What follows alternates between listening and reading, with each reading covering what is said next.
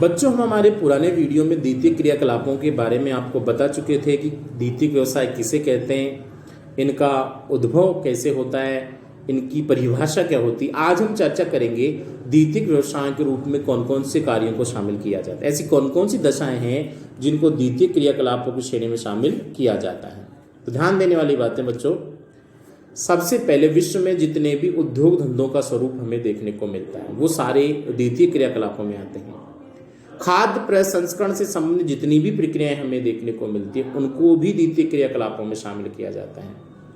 भवन निर्माण, सड़क आदि का जो स्वरूप हमें देखने को मिलता है वो भी द्वितीयक क्रियाकलापों में शामिल किया जाता है। पशुओं को पालना प्राइमरी गतिविधि है, लेकिन पशुओं से दुग्ध उद्योग करना ये सेकेंडरी एक्टिविटी है, दूसरा क्रियाकलाप है, द्वितीय क्रियाकलाप है।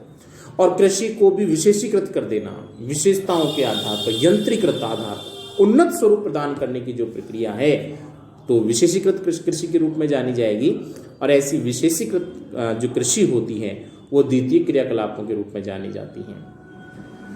अब इन द्वितीय व्यवसायों को निर्धारित करने में प्राकृतिक संसाधनों, सांस्कृतिक संसाधनों दोनों का योगदान होता है। प्राकृतिक संसाधन का मतलब प्रकृति प्रदत्त संसाधन, सांस्कृतिक संसाधन का मतलब प्रकृति प्रदत्त संसाधनों का उपयोग करते हुए मानव के द्वारा निर्मित की गई सांस्कृतिक दशाएं, और जो काम में आती है वो सांस्कृतिक संसाधन कहलाता है।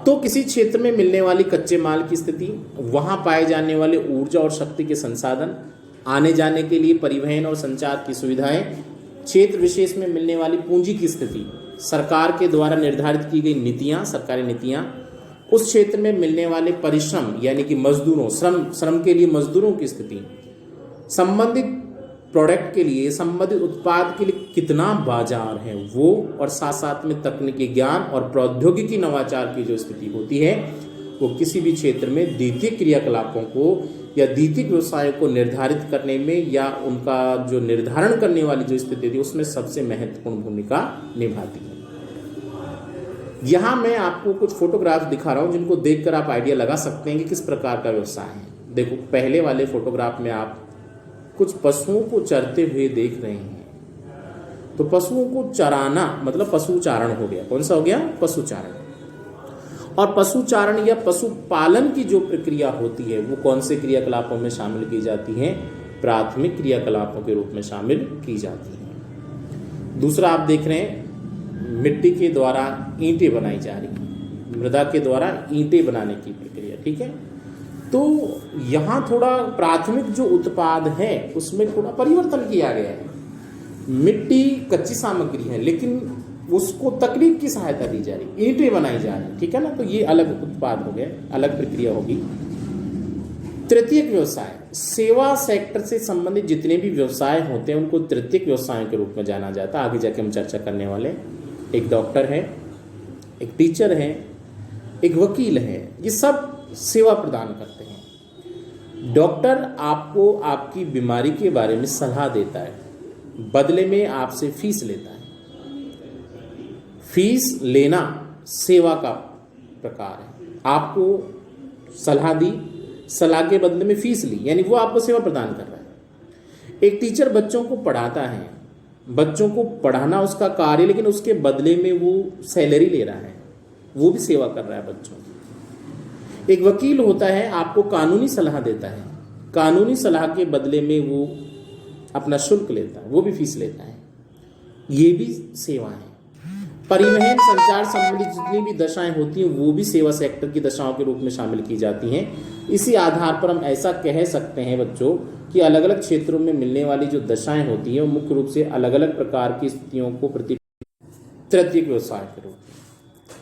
देखो, थोड़ी देर पहले हम फोटोग्राफ से देख रहे थे सेवा सेक्टर संबंधी जितने भी कार्य होते हैं वो तृतीय क्रियाकलापों के रूप में शामिल किए जाते हैं। इसमें किसी व्यक्ति विशेष को या किसी व्यक्तियों के समूह विशेष को या समुदाय विशेष को व्यक्तिगत आधार पर या सामुदायिक आधार पर सेवाएं प्रदान करने की स्थिति हमें देखने को मिलती है। और सेवा देने की स्थिति कारण ने सेवा श्रेणी का व्यवसाय भी कहा। बहुत अच्छा प्रश्न है, सेवा श्रेणी की व्यवसाय किसे कहते हैं? तो क्या हो गया? ऐसा व्यवसाय जिसमें समुदायों को दी जाने वाली व्यक्तिगत अथवा व्यावसायिक सेवाएं प्रत्यक्ष रूप से शामिल होती हैं उनको सेवा श्रेणी का व्यवसाय कहा जाता है। और इस प्रकार के व्यवसायों में कुशल श्रमिकों की आवश्यकता पड़ती है और व्यावसायिक दृष्टि से प्रशिक्षित विशेषज्ञ और परामर्शदाताओं का कार्य इसमें महत्वपूर्ण होता है। अब तृतीय क्रियाकलापों में ऐसे कौन कौन से कार्य जिनको समाहित किया गया है? तो सबसे पहला जो कार्य परिवहन की प्रक्रिया, लोगों का एक स्थान से दूसरे स्थान पर लाना ले जाना, आवागमन जो होता है विभिन्न प्रकार के माध्यमों से, चाहे वो रेल के द्वारा हो रहा हो, चाहे सड़क के द्वारा हो रहा हो, या फिर वायुयान के द्वारा हो रहा हो, या जलयान के द्वारा हो, ये पूरी की पूरी प्रक्रिया कहलाती परिवहन की प्रक्रिया। दूसरा है व्यापार और वाणिज्य से संबंधित जितनी भी प्रक्रियाएं होती हैं बच्चों, वो भी तृतीयक व्यवसाय की श्रेणी में शामिल की जाती हैं। संचार संबंधी जो सेवाएं होती हैं वो भी तृतीयक व्यवसायों की श्रेणी में शामिल की जाती हैं। और इसके अलावा बैंक है, बीमा है, पर्यटन संबंधी जितने भी मानवीय क्रियाकलाप होते हैं उन सभी क्रियाकलापों को भी तृतीयक व्यवसायों की श्रेणी में शामिल किया जाता है। और इस प्रकार के क्रियाकलापों की स्थिति जो होती है वो किसी क्षेत्र में मिलने वाली सांस्कृतिक दशाओं का परिणाम होती है।